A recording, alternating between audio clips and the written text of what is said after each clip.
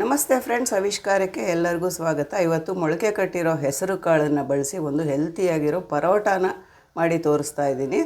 ನಾನಿಲ್ಲಿ ರೆಡಿಮೇಡ್ ತೊಗೊಂಡಿದ್ದೆ, ಹಾಗಾಗಿ ಇದನ್ನು ಒಂದು 2 ಸಲ ತೊಳೆದ್ಬಿಟ್ಟು ನೀರನ್ನು ಈ ಥರ ಸ್ಟ್ರೈನರಲ್ಲಿ ನೀರೆಲ್ಲ ಸೋರಿಸಿ ಇಟ್ಟಿದ್ದೀನಿ.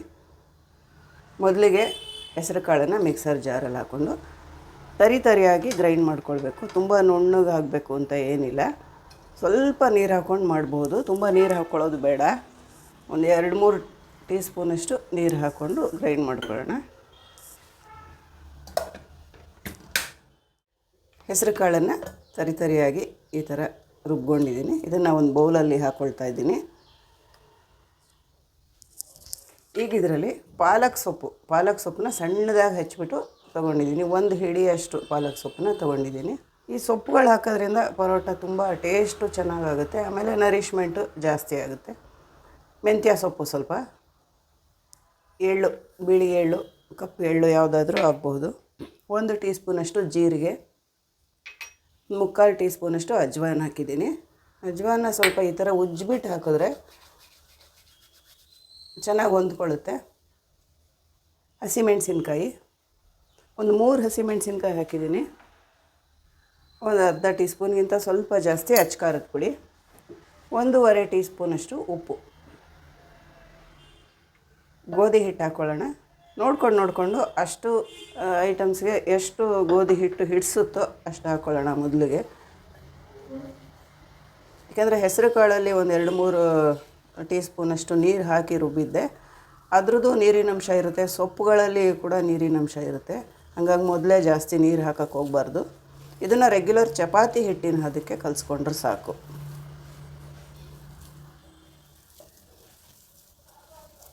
ಇನ್ನೊಂಚೂರು ಗೋಧಿ ಹಿಟ್ಟು ಹಿಡಿಯುತ್ತೆ, ನೆಂದ ಮೇಲೆ ಇನ್ನೂ ಸ್ವಲ್ಪ ತೆಳ್ಳಗಾಗುತ್ತೆ. ಹಾಗಾಗಿ ಇನ್ನೂ ಸ್ವಲ್ಪ ಗೋಧಿ ಹಿಟ್ಟು ಹಾಕ್ಬಿಟ್ಟು ನೆನೆಯೋಕೆ ಇಡ್ತೀನಿ. ಒಂದು ಅರ್ಧ ಗಂಟೆ ನೆನೆಯೋದಕ್ಕೆ ಇಟ್ಟರೆ ಸಾಕು.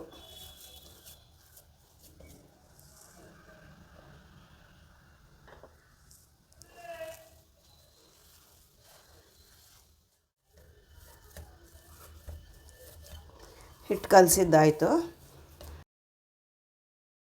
ಇದಕ್ಕೀಗ ಒಂದು 2 ಟೀ ಸ್ಪೂನಷ್ಟು ಎಣ್ಣೆ ಹಾಕಿ ಮುಚ್ಚಿಟ್ಬಿಡೋಣ. ಅರ್ಧ ಗಂಟೆ ಸೆಟ್ ಆಗೋದಕ್ಕೆ ಬಿಡ್ತಾಯಿದ್ದೀನಿ.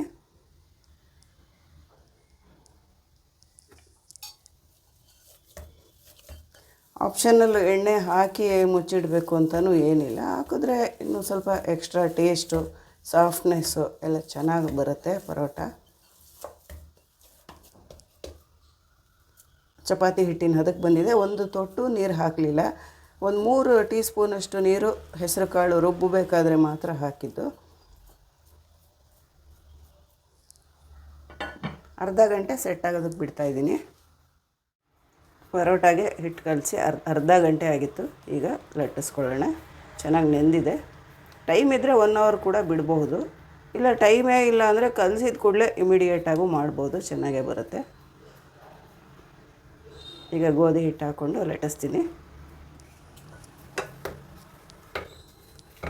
ಹೆಸರು ಕಾಳನ್ನ ಸ್ಟಫ್ ಮಾಡಿ ಕೂಡ ಇದೇ ಥರ ರುಬ್ಬಿಟ್ಟು ಒಂದು ಸ್ವಲ್ಪ ಒಗ್ಗರಣೆ ಥರ ಮಾಡಿಕೊಂಡು ಉಪ್ಪು ಖಾರ ಎಲ್ಲ ಮಿಕ್ಸ್ ಮಾಡಿ ಕಲಸಿ ಸ್ಟಫ್ ಮಾಡಿ ಕೂಡ ಮಾಡ್ಬೋದು. ಸ್ಟಫ್ ಮಾಡೋದು ಅಂದರೆ ಸ್ವಲ್ಪ ಟೈಮ್ ಹಿಡಿಯುತ್ತೆ ಎಲ್ಲದಕ್ಕೂ. ಈ ಥರ ಕಲಿಸ್ಬಿಟ್ಟು ಮಾಡೋದು ಅಂದರೆ ತುಂಬ ಸುಲಭ. ಬೆಳಗಿನ ಟೈಮಲ್ಲಂತೂ ಟೈಮ್ ಕಡಿಮೆ ಇರೋರಿಗೆ, ವರ್ಕಿಂಗ್ ಲೇಡೀಸ್ಗೆ ಈ ಥರ ಕಲಿಸ್ಬಿಟ್ಟು ಮಾಡಿದ್ರೆ ಒಳ್ಳೆ ನ್ಯೂಟ್ರಿಷಿಯಸ್ ಬ್ರೇಕ್ಫಾಸ್ಟ್ ಆದಂಗೂ ಆಗುತ್ತೆ, ತಿನ್ನೋಕ್ಕೂ ಚೆನ್ನಾಗಿರುತ್ತೆ. ಇದನ್ನು ಲಂಚ್ ಬಾಕ್ಸಿಗೆ ತೊಗೊಂಡೋಗೋದಕ್ಕೂ ತುಂಬ ಚೆನ್ನಾಗಿರುತ್ತೆ. ಒರಟಾಗಲ್ಲ, ಮಧ್ಯಾಹ್ನ ತಿಂದರೂ ಸ್ಮೂತಾಗಿ ಚೆನ್ನಾಗಿರುತ್ತೆ. ಇದರಲ್ಲಿ ಸೊಪ್ಪು, ಮೊಳಕೆ ಕಾಳು ಎಲ್ಲ ಇರೋದ್ರಿಂದ ತುಂಬ ನ್ಯೂಟ್ರಿಷಿಯಸ್ ಬ್ರೇಕ್ಫಾಸ್ಟ್ ಕೂಡ ಆಗುತ್ತೆ. ನಮ್ಮ ಬ್ರೇಕ್ಫಾಸ್ಟ್ ಯಾವಾಗಲೂ ನ್ಯೂಟ್ರಿಷಿಯಸ್ ಆಗಿರಬೇಕು ಅಂತಲೇ ಡಾಕ್ಟರ್ಸ್ ಎಲ್ಲ ಹೇಳ್ತಾರೆ. ಆದರೆ ನಾವು ರುಚಿಗೆ ಮಾತ್ರ ಇಂಪಾರ್ಟೆನ್ಸ್ ಕೊಡ್ತೀವಿ, ನರಿಷ್ಮೆಂಟ್ಗೆ ಇಂಪಾರ್ಟೆನ್ಸ್ ಕೊಡಲ್ಲ. ಮಧ್ಯೆ ಈ ಥರದ್ದು ಒಂದು ಬ್ರೇಕ್ಫಾಸ್ಟ್ ರೆಸಿಪಿಗಳು ಮಾಡಿಕೊಂಡು ತಿನ್ನೋದ್ರಿಂದ ಹೆಲ್ತ್ಗೂ ಒಳ್ಳೆಯದು.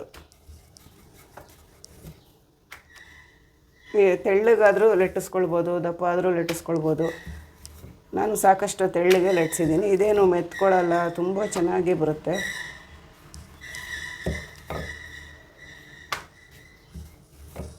ಈಗ ಲಟ್ಟಿಸಿದ್ದಾಯಿತು ನೋಡಿ, ಇಷ್ಟು ತೆಳ್ಳಗೆ ಲಟ್ಟಿಸಿದ್ದೀನಿ. ಹೆಂಚು ಬಿಸಿಯಾಗಿದೆ, ಪರೋಟ ಬೇಯಿಸ್ಕೊಳ್ಳೋಣ.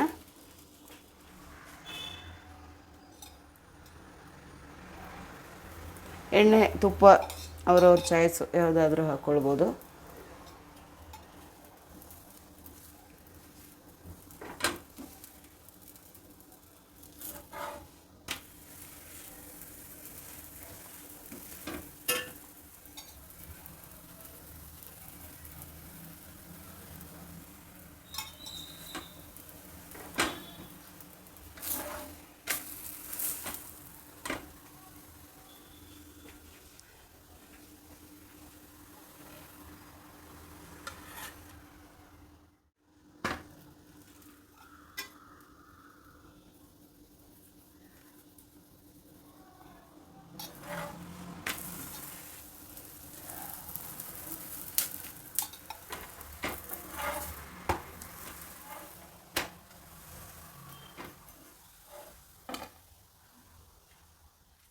ನೋಡಿದ್ರಲ್ಲ ಫ್ರೆಂಡ್ಸ್, ಮೊಳಕೆ ಕಟ್ಟಿದ ಹೆಸರು ಕಾಳು ಬಳಸಿ ಎಷ್ಟೊಂದು ಸುಲಭವಾಗಿ ಒಂದು ಒಳ್ಳೆ ಪರೋಟಾನ ಮಾಡಿದೆ ಅಂತ. ತುಂಬ ಚೆನ್ನಾಗಿರುತ್ತೆ, ನೀವು ಟ್ರೈ ಮಾಡಿ. ಇದ್ರ ಜೊತೆಗೆ ನೆಂಚ್ಕೊಳ್ಳೋದಕ್ಕೆ ನಾನಿಲ್ಲಿ ಮೊಸರು ಅಷ್ಟೇ ಬಳಸ್ತೀನಿ. ತುಪ್ಪ, ಉಪ್ಪಿನಕಾಯಿ ಯಾವುದಿದ್ರೂ ನಡೆಯುತ್ತೆ. ಟ್ರೈ ಮಾಡಿ ನೋಡಿಬಿಟ್ಟು ಹೇಗೆ ಬಂತು ಅಂತ ಕಾಮೆಂಟ್ ಮಾಡಿ ತಿಳಿಸಿ. ಲೈಕ್ ಕೊಡೋದನ್ನು ಮರಿಬೇಡಿ ನಮ್ಮ ಈ ಒಳ್ಳೆ ನ್ಯೂಟ್ರಿಷಿಯಸ್ ಆಗಿರೋ ಒಂದು ಪರೋಟಾ ರೆಸಿಪಿಗೆ. ಹಾಗೆ ಚಾನೆಲ್ನ ಸಬ್ಸ್ಕ್ರೈಬ್ ಮಾಡದೆ ನೋಡ್ತಾ ಇದ್ದರೆ ಸಬ್ಸ್ಕ್ರೈಬ್ ಮಾಡ್ಕೊಳ್ಳಿ ದಯವಿಟ್ಟು. Thank you.